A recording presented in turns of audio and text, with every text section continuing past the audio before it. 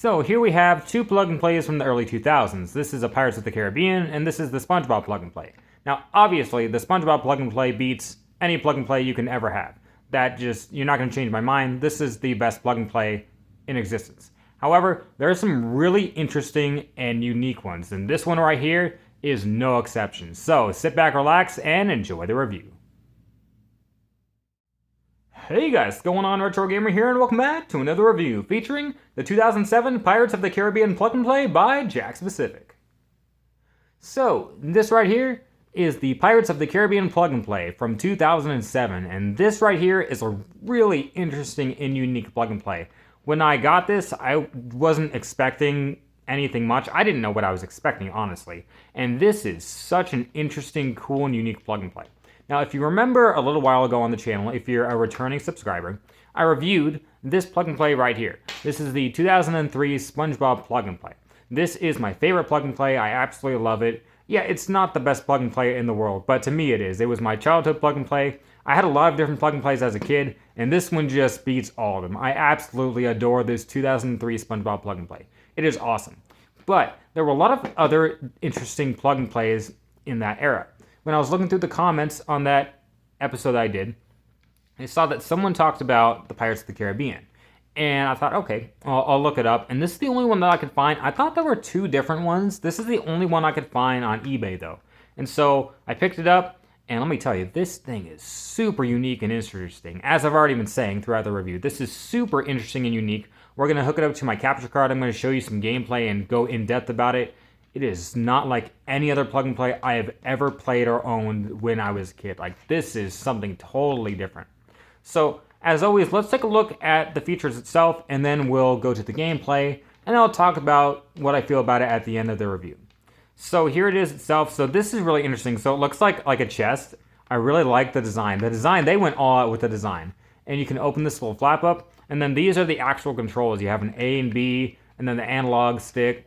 And then just a little like a compass, just really cool detail. This is from 2007, so it's a little bit newer than the SpongeBob one. But it's just such a cool, unique plug-and-play. I love the design and everything. Like, they didn't have to go this hard. But wow, this is super cool. You have the light indicator, the off and on. This is the reset button. Well, actually, it's a menu button. It's not a reset. It's actually a menu button. But we'll get into that when we get into the actual gameplay. Just like the SpongeBob one and pretty much every plug-and-play from the 2000s, it takes 4 AA batteries. I don't know if Jakks Pacific is still around making plug-and-plays, but if they are, hats off to them. They've been doing this stuff for like over 20 years now. I don't know if they're still making plug-and-plays. I know that there are still plug-and-plays around. I just don't know if Jakks Pacific is still making them. But if they are, man, hats off to them. And of course, it just takes standard AV, the yellow and the white. This cord isn't nearly as long as the SpongeBob one, but it's still decently long enough. The SpongeBob one, man, you could stretch this across your whole house. You could go up and down stairs with this thing. Like, this cord is extremely long. As I talked about it within this SpongeBob review, it is so long, but I'm not complaining. I loved it. This one isn't nearly as long, being that it's 2007. I don't know if they're cutting costs or something, but it's not nearly as long, but it's still long enough to do the job. But other than that, I really don't have anything else to say about it. The comfort of it, it actually doesn't feel bad. Like, it's not the most comfortable in the world, I'm going to say, but like, it's not horrible. Sometimes the joystick and the buttons don't feel responsive. That just could be because it's old and maybe I have to open up and clean the contacts or just brush up those pads or whatever. It doesn't feel as responsive as it could be, but as I said, maybe that's just age. So I'm just going to go on a whim here and say that's probably just age. But the buttons and stuff, they stick a little bit. They don't feel the greatest. Sometimes this flap will fall down on you. But other than that, like, I can't really bash it. It's just a cool plug-and-play. I can't really bash this thing. It's a really unique design. I just love what Jakks Pacific did with all these plug-and-plays. Like, they just really did really cool, unique things. With all the franchises that they did. With the SpongeBob, Pirates of the Caribbean, they did Spider-Man and Scooby-Doo and all these other cool franchises. Like, I really just love what they did. And I really want to get more of these plug-and-plays from the early 2000s because they're just super unique. And I didn't have all of them. I had a lot of different ones. But I want to get more from Jakks Pacific. They had really cool plug-and-plays. But at this point, I'm just rambling and adding time to this review. So why don't we hook this up to my capture card and I'll show you what this thing actually offers. Let me tell you, it's super cool and unique for a plug and play. Let's hop right in. Alright, so here is the 2007 Pirates of the Caribbean plug and play, and this thing is super cool. Not anything I was expecting. Like, usually when you have plug and plays, you don't even get a title screen. But when you boot this thing up, you see a new game, continue and stuff. I was like, wait a minute, this can't be. No, this can't be a full-fledged game. But it is. It's a full-fledged Pirates of the Caribbean game, and it's super impressive. Like, on the surface, it might not seem amazing, but for what it is really, really cool. There's a couple different things you do. So when you're sailing in your boat, you know, you can shoot other ships that are near you, and you need to go to different islands to collect treasures and do sword fights, and you are in a cannon with a ship and you're trying to blow up other ships and stuff. That's the main goal. You have 3 things that you do on each island. They're all the same thing, but the further you go through the game, the harder it gets, especially when you're trying to go through these little areas trying to find the treasure. Those can be really difficult, trying to avoid getting hit by spikes and arrows and big rocks and stuff. Those are the really hard missions. And the sword fights, they can get pretty tough too.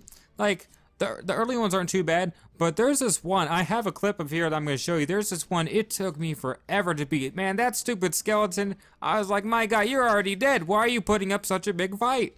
It is hard. The one where you're in the cannon with the ships, that one's pretty standard. I haven't ever really had trouble with that one. But in general, like, the game gets hard pretty quickly. It does remind me of that one SpongeBob plug and play game. The Super Chum Bucket one, that one gets hard really quickly. I did that on the channel a little while ago. That's what this reminds me of. Like, it gets hard way too quick. That's what I feel about the game, but I'm not bashing it in the slightest just because it gets hard quickly. This is a really impressive plug and play for, you know, probably like $20 back in the day. I'm really impressed that it's just a full-fledged game. Now, I'm going to say this again. It's, you know, you're doing the same things on each island. Like, they don't really change anything up, but it's really impressive. Like, wow. And there are speedruns of this game and stuff online. I was like, hey, yo, there's a whole community for this thing? Like, it is really impressive. I think it's a super cool plug and play. You know, there's not a whole lot more I have to say about it with the gameplay wise and stuff, but I just think it's super cool. That's all I wanted to show you, just, you know, the kind of gameplay, show you how it works, and just show you that, like, it's a full-fledged Pirates of the Caribbean game. But with all that being said, let's get back to the table, and I'll give you my final thoughts on the 2007 Pirates of the Caribbean plug and play. Well, guys, I hope you enjoyed the review. This is such a unique plug and play for its era. Like, they went through so much effort with this plug and play. You know, I mean, I'm just amazed when I first booted up, like, oh, this is just a full-on game. This is just a one-game console. Like, it's insane with the amount of effort and work that they put into just this one game. I was expecting, you know, with most plug and plays, you get a selection of a few games, right? But this is just one full-fledged Pirates of the Caribbean game. And I'm like, man, this is amazing. For 2007, for a plug and play that was probably like $25 or $20 back in 2007, like, wow, that is amazing for what it is. Like, Jakks Pacific went hard with this thing. Now, as I said, you know, the SpongeBob one, it's just not going to be beat. Like, you can't change my mind. This is the best one. But man, if you're looking for something really cool and unique and want to buy a plug and play, man, this is one of the ones to buy for sure. As I said, you know, I couldn't beat that game. This game is hard. This game is really difficult. But just hats off to them. I was just so impressed by this thing. I'm like, man, it saves your progress. You can go back to it. Like, the 15 islands that you can sail to, it's like, man, this is insane. I mean, I wish I could have beat it. I mean, it's just a really hard game. It gets really difficult. And yes, like, you can argue that, like, each island is the same thing, just with, like, more difficulty added. You know, you're going through the caves getting treasure, and then you're doing the sword fight and stuff, and you're hitting the battleships. Like, you're all doing the same thing, but just the amount of effort, like, for a plug and play that I said was probably $20 or $25 in 2007. Like, that's some real value, man. Like, wow. I am impressed, and I'm really glad that I bought this plug and play, and I'm happy that I was able to review it for you guys.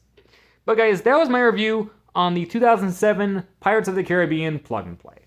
So guys, Retro Gamer, if you liked the video, please like, comment, and subscribe. And I will see you guys back here with another review.